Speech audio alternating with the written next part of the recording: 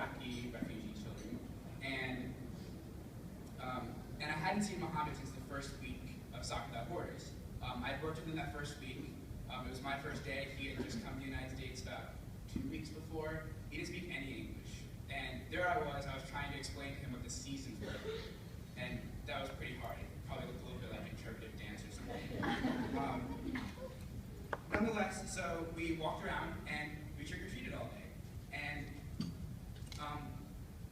when he came up to me, he said, like, "Hey, what's up?" in perfect English. And I was so impressed at how much progress he had made in such a short period of time. And throughout the day,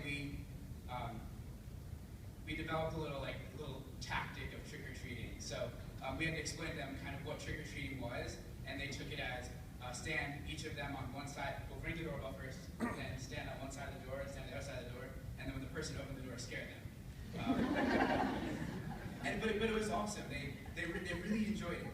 And we also talked about how to say thank you for things and how to ask for candy and kind of what Halloween was. And I kind of realized that I'm not sure what Halloween was. But that's besides the point. So at the end of the day, Mohammed and Ahmed were getting on the bus. And I like to always give people like a high five at the end of the day.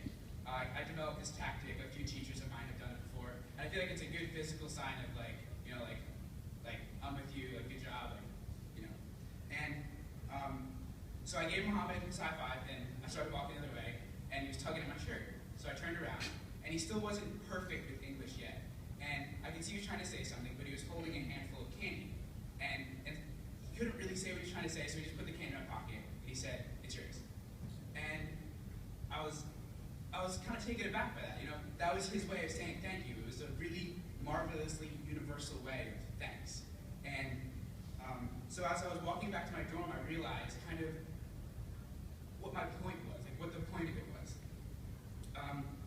One doesn't need an MD or even an EMT to make a difference. The requirements are pretty simple. You just have to be present.